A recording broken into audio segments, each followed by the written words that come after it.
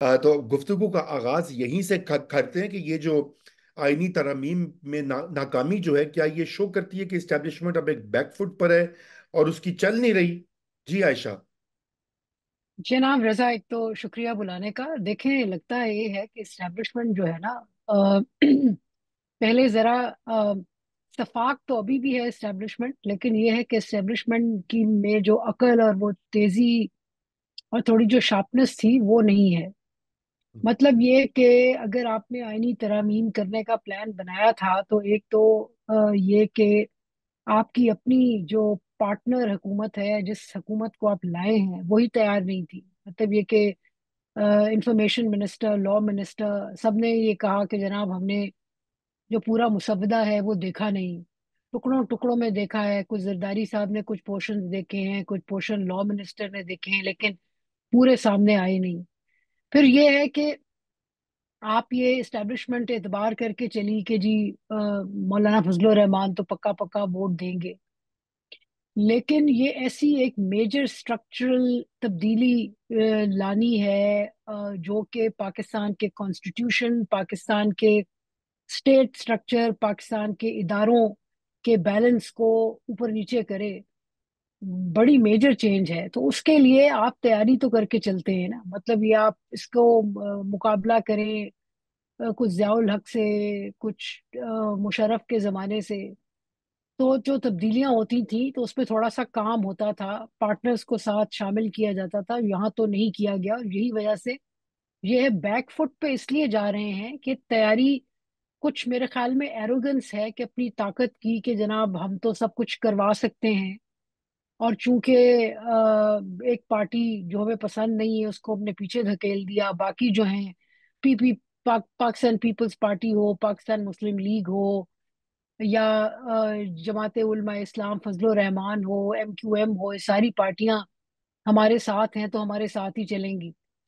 और साबित ये हुआ कि नहीं, क्योंकि उसमें दो मसाइल हैं। एक तो ये है कि ऐसे मेजर चेंज के वक्त हर पार्टी चाहेगी कि सौदा करे, और दूसरा ये है कि हर किसी को ये परेशानी है ना जी इस वक्त, कि एक तरफ इमरान का एक बढ़ता हुआ कद है लोगों के दरमियान। लोग समझते हैं कि जी बाकी सारे तो इस्टेब्लिशमेंट के साथ हैं, वो एक है जो नहीं है। तो उस मुकाबले में लोगों को अपनी कंस्टिट्यूंसी को तो करना है ना। और कंस्टिट्यूंसी अगर आपकी शक कर रही हो और ये कह रही हो कि भाई किस तरफ जा रहे हो, तो पार्टियों और पार्टी की लीडरशिप को मसला पड़ जाता है। और आप ये कच्ची रोटी पका के, पेड़ा घर घड़ के आप इसका एक्सपेक्ट करें कि जनाब पराठा बन जाए, तो ये तो बन नहीं सकता। अच्छा। तो कुछ जल्दबाजी एस्टेब्लिशमेंट ने की है, बजाय बगैर होमवर्क किए हुए।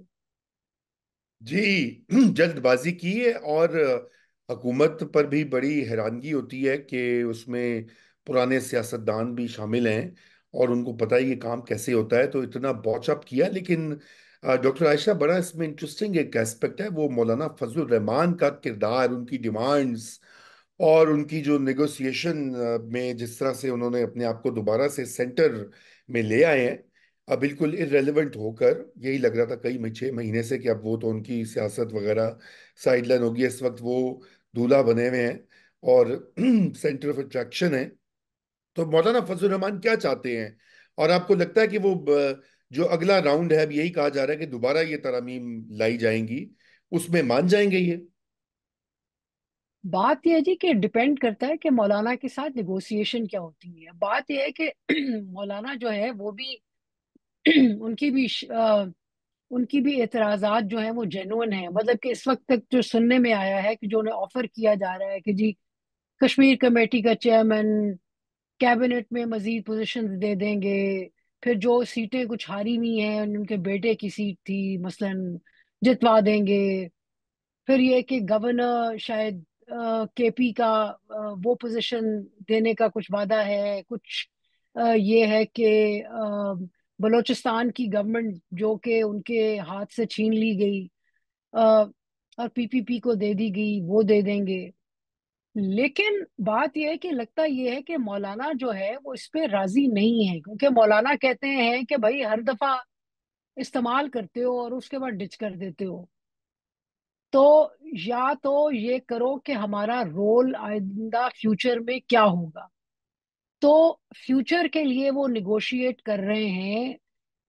कितने पे जाके बात रुकेगी, कहाँ जाके बात खत्म होगी, ये सोचने की बात है कि कहाँ सौदा, जिसे कहते हैं ना, सौदा किधर जाके तय होगा।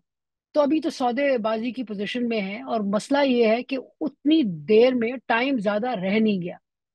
मतलब ये कि अक्टूबर के अक्टूबर से आखिर पहले में, पहले होना है 26 ना। अक्टूबर 26 जी। अक्टूबर से पहले होना है। और बात यह है कि मौलाना माने या ना माने, तरमीम आए या ना आए, लेकिन जिस पैराए में ये हो रहा है, देखें, कॉन्स्टिट्यूशनल कोर्ट्स बहुत सारी दुनिया में हैं। दो मॉडल्स सामने हैं। एक तो ये है अमेरिकन मॉडल। अमेरिकन मॉडल में ये है कि सुप्रीम कोर्ट जो है उसमें ये केसेस कॉन्स्टिट्यूशन की नौयत से वो भी आते हैं। और वो उसमें उसका फायदा नुकसान दोनों है, लेकिन फायदा एक ये है कि जो आपका ओवरऑल लीगल फ्रेमवर्क है उसको, वो भी उसको भी पैराए में, उसी पैराए में वो कॉन्स्टिट्यूशनल केसेस के वो भी रखा जाता है।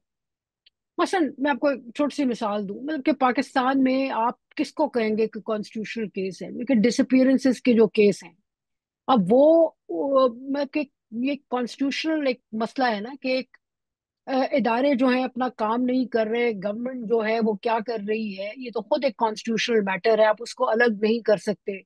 ये सिंपली एक क्रिमिनल केस नहीं है, या सिंपली। सो अमेरिकन मॉडल है। दूसरा मॉडल है जो कि इटली में है, हंगरी में है, चेक रिपब्लिक में है, और हंगरी में है। इन ममालिक में ये है, ऑस्ट्रिया में है, इन ममालिक में ये है कि कॉन्स्टिट्यूशनल कोर्ट्स हैं।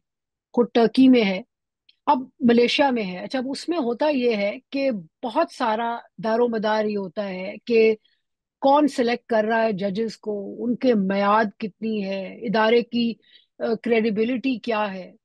और हमने जो देखा है कि जो कॉन्स्टिट्यूशनल अमेंडमेंट की बात आई जो कि पीछे हो गई अभी, उसमें ये कहा जा रहा है कि सुप्रीम कोर्ट के ऊपर एक कोर्ट होगी, कॉन्स्टिट्यूशनल कोर्ट।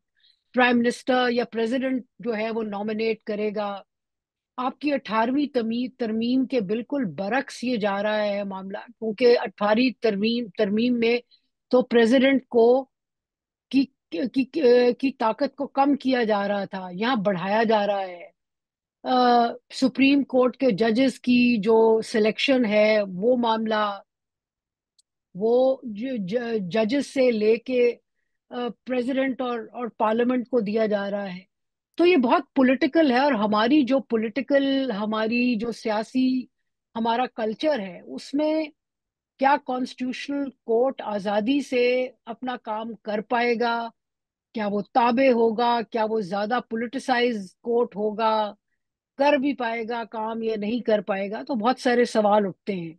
आयशा अभी तक और तो और अभी। सिर्फ एक आखिरी बात करना चाहूँ। देखें, ये वो सारे मामलात हैं। देखें, इस बात में बिल्कुल कोई वो नहीं है कि एतराज के कोर्ट जो है हमारे, सुप्रीम कोर्ट जो है अपेलेट कोर्ट है, और वो बहुत सारा काम बहुत सारे और केसेस को देने के बजाय कॉन्स्टिट्यूशनल मैटर्स पे करता है, तो बाकी काम नहीं होते।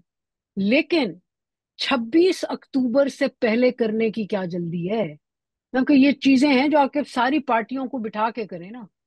जी जी बिल्कुल, मैं तो मुत्तफिक हूँ आपसे 100%। मगर आपको पता है कि वो 26 अक्टूबर इसलिए कि जो आईनी अदालत है, नंबर एक, मैं आपको ये बता दूं कि इरादा पूरा ये है कि उसको कंट्रोल में रखा जाए, ताकि पार्लियामेंट और एग्जीक्यूटिव जो हैं वो उनके खिलाफ वो कोर्ट ना जाए। और ये ख्वाहिश ये है कि जस्टिस काजी फायज ईसा को एलिवेट करके वहां पर 68 की उम्र तजवीज की गई है, जो मसवदा सर्कुलेट, दो जो ड्राफ्ट सर्कुलेट हुए हैं, ताकि काजी साहब वहां पे 3 साल आईनी अदालत चलाएं।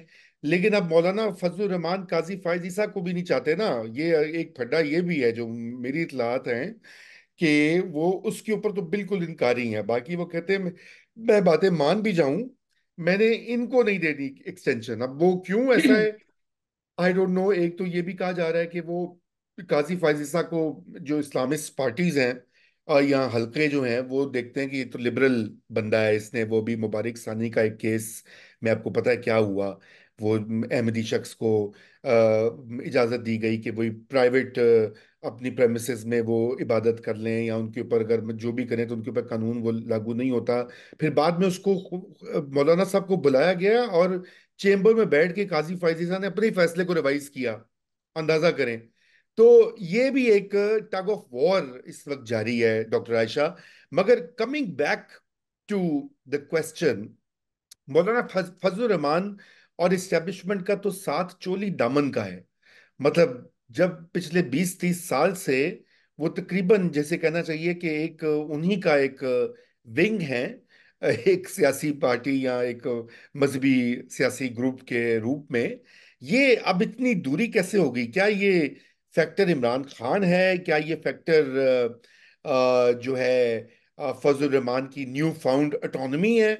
मैं ये भी जरा जानना चाहूंगा क्योंकि आप इसको भी स्टडी करती हैं, पाकिस्तान की ये जो इस्लामिस्ट ग्रुप्स और इनकी सियासत जो होती है और इनकी जो निगोसिएशन बार्गेनिंग होती है एस्टेब्लिशमेंट से। जरा इसके ऊपर भी एक क्विक कमेंट करें, फिर हम आगे बढ़ते हैं एक और मौजू की तरफ। जी। जी जी। रजा, एक छोटा सा मैं कमेंट करूंगी। मुझे पता नहीं कि काजी फायज ईसा कितने अक्लमंद हैं। कंजर्वेटिव जज तो वो बिल्कुल हैं।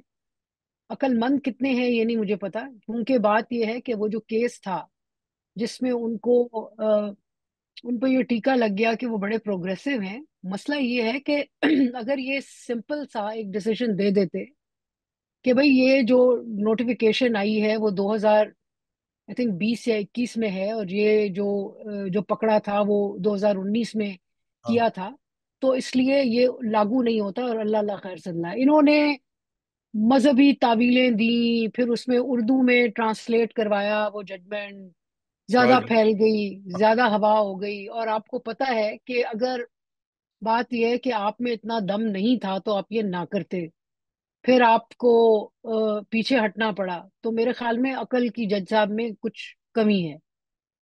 दूसरी बात ये है कि मौलाना साहब देखें, मौलाना साहब तो अब भी उनके हैं।